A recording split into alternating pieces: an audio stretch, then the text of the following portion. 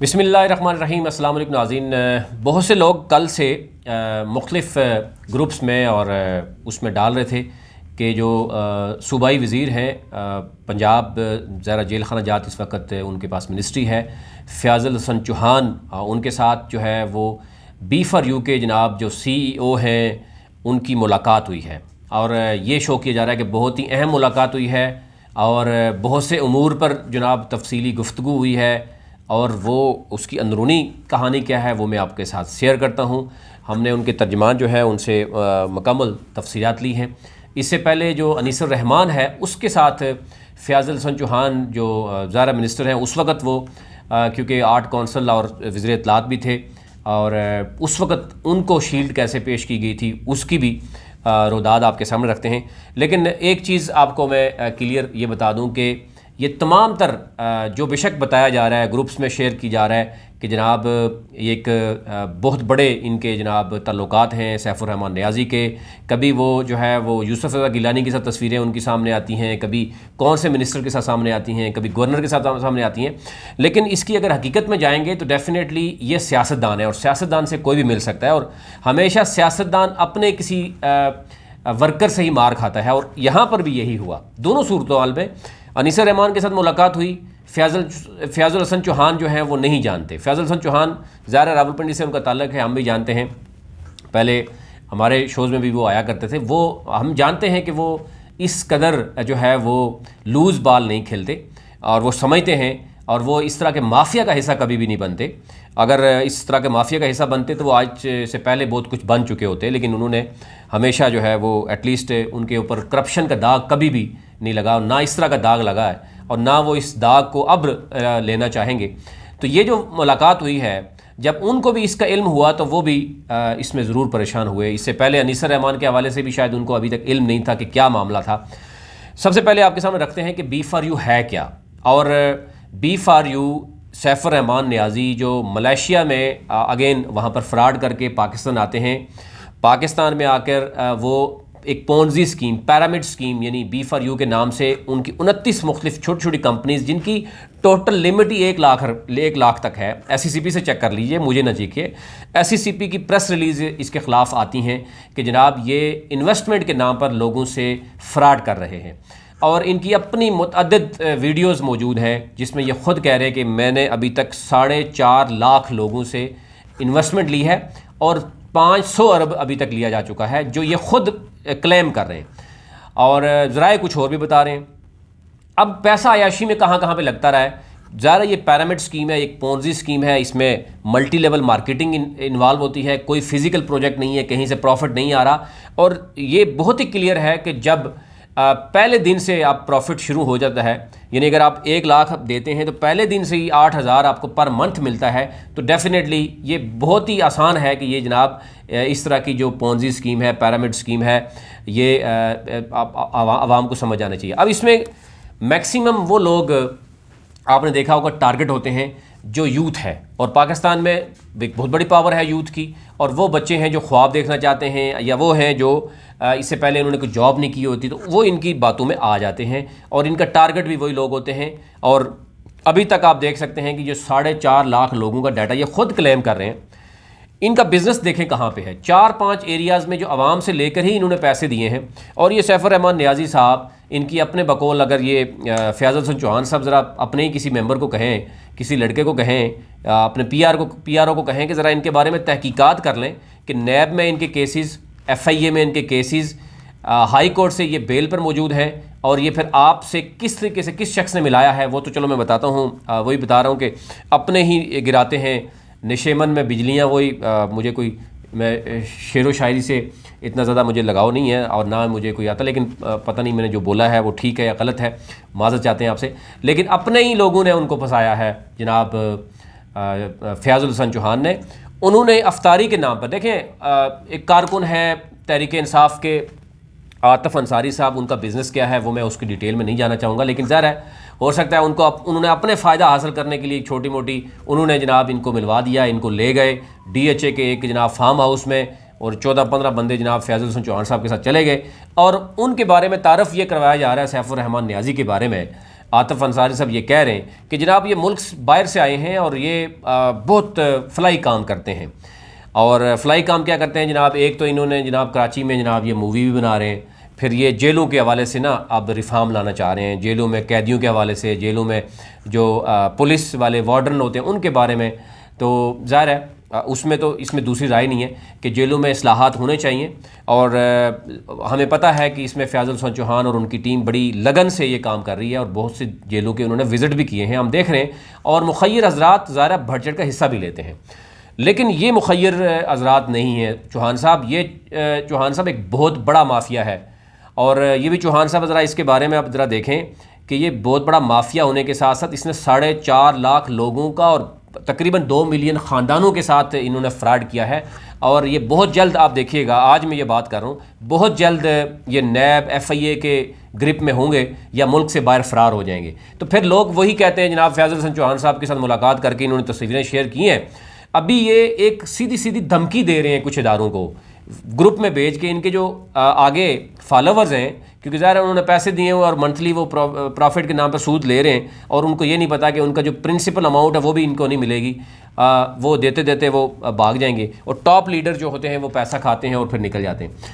अब आप देखें कि फ़याज़ुल हसन चौहान से उनके अपने ही जो ज़ाहिर है PTI के ही कारकुन हैं, मैं आपको पूरा डिटेल बता देता हूँ। आतिफ अंसारी साहब वो लाहौर से ही हैं लोकली, और उन्होंने ज़ाहिर बुलाया। और एक चीज़ है, पहली गलती तो उनकी है कि उन्होंने तस्दीक नहीं की। दूसरी गलती फ़याज़ुल हसन चौहान साहब की है कि ज़ाहिर वो बड़े एक्टिव और समझदार बंदे हैं। पहले भी उनकी इस तरह की तस्वीर आई हैं और लोगों ने वो हरीम खान हो या दूसरी हो, उनके साथ भी जो मामला है, मुलाकातें किस तरीके से होती हैं वो हम भी जानते हैं। लेकिन उसके बाद अपने मकासद हासिल करने के लिए ये लोग क्या करते हैं, ये चौहान साहब शायद अभी तक नहीं समझे और मज़ीद उनकी इस तरह की तस्वीरें आना शुरू हो गई। वो इवन अपना बड़ा कॉन्शियस है इन मामलात में, लेकिन फिर भी समझ नहीं आई कि वो किस तरीके से इनके हाथों चढ़ गए। लेकिन एक तो ये है कि आतिफ अंसारी साहब ये PTI के लोकल वहाँ के PTI के कारकुन हैं लाहौर के। एक फार्म हाउस में इनको बुलाया गया चौहान साहब को कि जनाब आएंगे और इनसे मुलाकात। अब मुलाकात उनको करा रहे हैं वो समुंदर पर पाकिस्तानी के हवाले से कि जनाब वो वहाँ से आए हैं और वो बड़ा वो काम कर रहे हैं और उनके हवाले से मुलाकात की।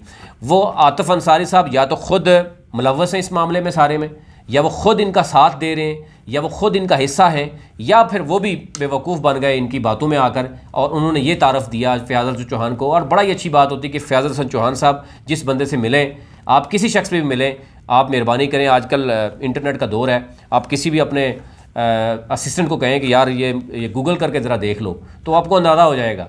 अब B4U को गूगल करके तो देखें वो कर क्या रहे हैं। और आप तो माशाल्लाह मिनिस्टर हैं और आप तो इस तरह के लोगों के ख़िलाफ़ हमें देखने में नज़र आए, आप जहाद करते हुए नज़र आए, आप फ्रॉड के ख़िलाफ़ बात करते हुए नज़र आए। और कुछ अरसे बाद आप बात करेंगे, मुझे पता है, कुछ अरसे बाद आप नहीं कहना है कि जनाब आवाम की जमा पूंजी लेके भागने वाले कितने हैं, एक अनीस रहमान भागा, उसको आप शील्ड पेश कर रहे हैं। अब मुझे ये बताया गया डिटेल जो मैंने ली कि जनाब उस वक्त एक फ़ंक्शन हुआ, फ़ंक्शन ख़त्म हो गया, फ़ंक्शन होने के बाद वो आपके ऑफिस में आ गए शील्ड लेके आपको पेश करने के लिए, और उसको उन्होंने इस तनाज़र में शो किया कि उन्होंने कहा जी कि अनीस रहमान। अब अनीस रहमान के बारे में लासानी का आपको पता है कि चेयरमैन नैब उसकी इंक्वायरी को देख रहे हैं, कमेटी बनी हुई है और 80 अरब रुपए का इल्ज़ाम है उनके ऊपर। वो मुल्क से फ़रार होकर अमान में बैठा हुआ है फ़याज़ुल हसन चौहान साहब। ये भी ज़रा आप देखिए कि इस मुल्क का अलमिया क्या है। और अफसोस की बात यह है कि वो अनीस रहमान, वो आपकी तस्वीर, वो असद कैसर की तस्वीर, वो आपके गवर्नर की तस्वीर, वो आपके और PTI के लोगों की तस्वीर लगा के वो लोगों को ये कह रहा है कि ये वज़ीर आज़म के विजन के मुताबिक मैं आपको ये वो चूज़े देता था और वो एग्रीकल्चर के नाम पर आपके नाम पर वो फ्रॉड करके भाग गया। तो इससे आप अंदाज़ा करें कि ये अभी B4U वाला ये भी 4.5 लाख लोगों से 500 के करीब अरब ले लिए। और इसकी ज़रा वीडियोस देखें, ये ख़ुद क्लेम कर रहा है कि मैं कभी एयरलाइन लेके आ रहा हूँ, कभी मैं ट्रेन चला रहा हूँ, कभी ये करेंसी अपनी लेके आ रहा है। आप इससे अंदाज़ा करें कि इस कदर अगर हमारे मिनिस्टर भी इस कदर खामोश रहेंगे और उनकी से नहीं होगी। और मुझे पता है कि फ़याज़ुल हसन चौहान को मैं जानता हूँ, अगर वो फ़याज़ुल हसन चौहान है वो आवाम के साथ खड़ा होता है, तो मैं उम्मीद करता हूँ कि ये जो लाखों आवाम के साथ, बल्कि करोड़ों इसमें इफ़ेक्ट हुए हैं। ये एक लासानी ग्रुप ऑफ कंपनीज़ है, लासानी चिक्स के नाम से। फ़याज़ुल हसन चौहान साहब, मैं आपसे मुखातब हूँ, आप इसके बारे में अपने लड़के से कहें कि वो आपको डिटेल देगा। आप B4U के बारे में आपको वो डिटेल देगा और आप समझ जाते हैं कि ये क्या बिज़नेस है। आप आल पाकिस्तान प्रोजेक्ट का नैब की कस्टडी में है, पहले 14 दिन और अब 14 दिन उसके कस्टडी में है। और मैं आपको ना कहता, लेकिन जब आपकी तस्वीरें आई है तो मैं आपसे रिक्वेस्ट ज़रूर करूँगा कि आप ज़रा इसको देखिए सिर्फ, और फिर उन लोगों के साथ खड़े होइए। आल्दो के बहुत से लोगों को अभी तक प्रॉफिट के नाम पर ये धोखा दे रहे हैं, लेकिन जो पकड़े जा चुके हैं उनके बारे में आप का क्या ख्याल है कि जो तस्वीरें आपके साथ ना बना के फिर आप देखिए कि एक KB ग्रुप ऑफ कंपनीज़ है, एक रॉयल ग्रुप ऑफ कंपनी है, और इसी तरीके से कोई यानी बहुत सी कंपनीज ऐसे हैं। 3 जीनियस कंपनी है, वो लाहौर में बैठ के आप यहाँ पे फ्रॉड कर रहे हैं। ये सारी की सारी वो कंपनीज हैं जो पिरामिड स्कीम और मल्टी लेवल मार्केटिंग इसमें है। कोई कंपनी नहीं है SCCP में, इनका कोई किसी किस्म की रजिस्ट्रेशन नहीं होती, ये वन मैन शो होता है और अपने ही नाम पर ये सारा कुछ करते हैं। ना ही कोई इनके पास चार्टर्ड अकाउंटेंट होता है, ना ये अपनी वो बना जमा करवाते हैं।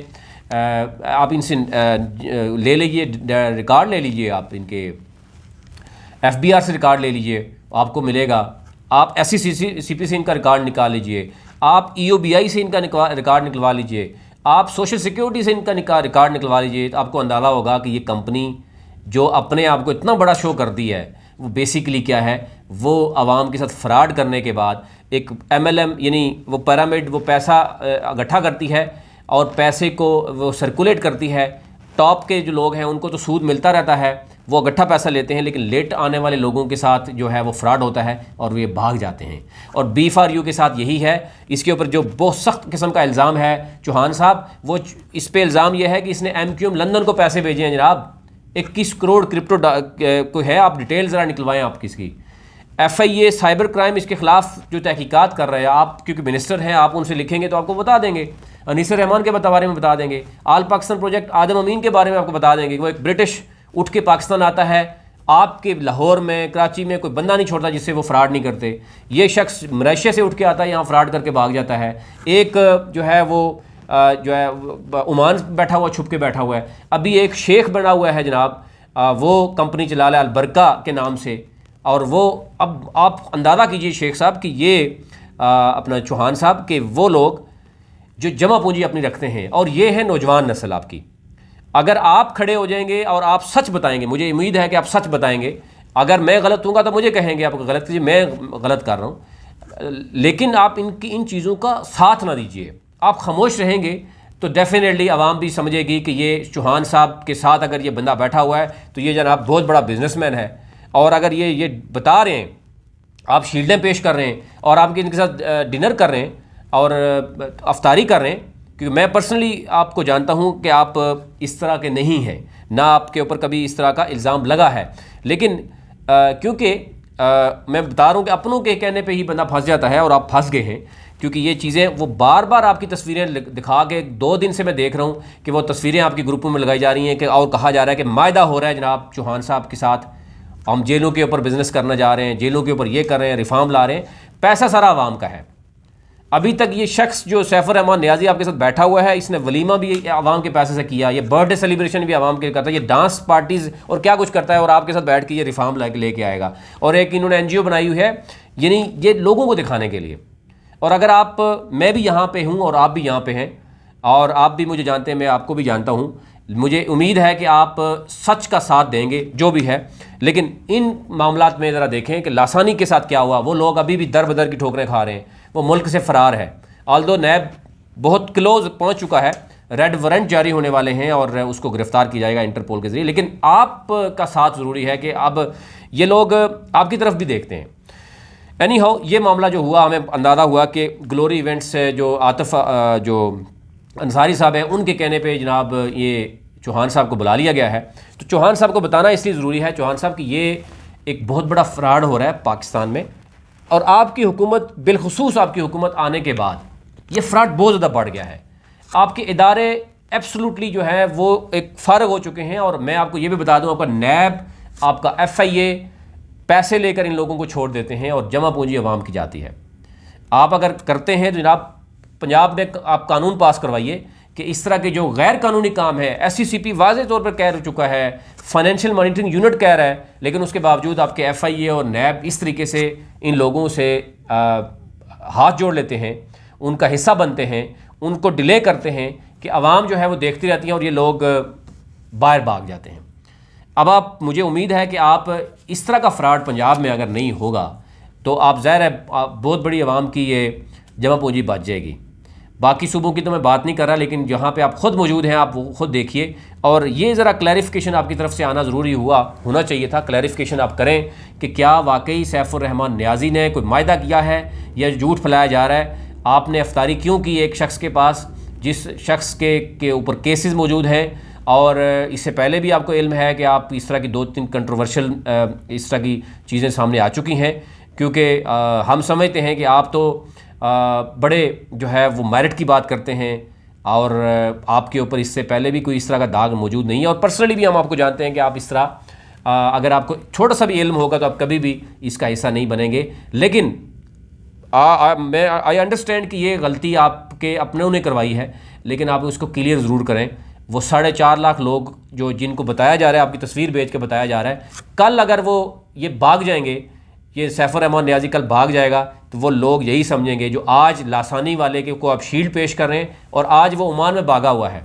आप ज़रा ख़ुद चेक कीजिए। अब हो सकता है मैं झूठ बोल रहा हूँ, आप चेक कीजिए कि वो शख्स ओमान में भाग गया है, उस शख्स को आप शील्ड पेश कर रहे हैं, लेकिन हकीकत शील्ड की कुछ और है। मुझे भी इल्म है, आज सैफुर रहमान नियाज़ी के पास आप बैठे हैं, हकीकत कुछ और है, लेकिन आवाम को कुछ और बताया जा रहा है। तो अगर आप खामोश रहेंगे तो फिर इस खामोशी का फ़ायदा यही लोग उठाएंगे, और ये आवाम लाखों करोड़ों, ये फिर आप अगले आप देखिएगा कि ये फिर बातें निकलती हैं और दूर तक जाती हैं। मुझे उम्मीद है कि आप सच का साथ ज़रूर देंगे।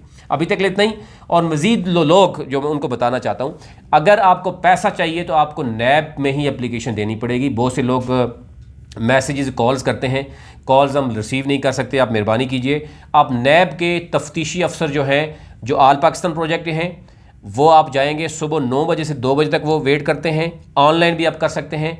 उसके अलावा जो है वो B4U के हवाले से भी 100 के करीब मैंने कहा था इनके ख़िलाफ़ एप्लीकेशंस मौजूद हैं। फिर लासानी के भी अभी एप्लीकेशन ली जा रही हैं, अगर आप देना चाहें तो दे सकते हैं।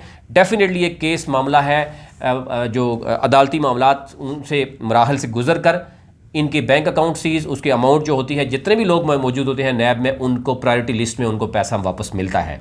जो आवाम ये कहती है, जो जिनको जो डराया धमकाया जाता है कि नैब पैसे वापस नहीं करता या नैब नहीं करेगा, नैब के अलावा ये लोग वापस नहीं करेंगे। और ये आर्जी तौर पर B4U वाला जो कुछ कर रहा है, मुझे पता है कहाँ कहाँ पे पैसे लग रहे हैं, ये आर्जी तौर पर है, ये बबल है, क्योंकि इस पीछे बैकग्राउंड में कुछ नहीं है, कोई बिजनेस नहीं है। और ये आज नहीं तो कल आपके सामने ये सारी चीज़ें सामने आएंगी, और फिर ज़ाहिर है जब क्या कहते हैं पानी गुजर जाए तो फिर उसके बाद कुछ कहा नहीं जा सकता। इसलिए अभी से ही अगर आप इस पे देखेंगे तो डेफिनेटली बहुत सी चीज़ें सामने आएंगी। अभी तक इतना ही, मज़ीद जो है इस पर आपको अपडेट करते रहेंगे। बहुत शुक्रिया।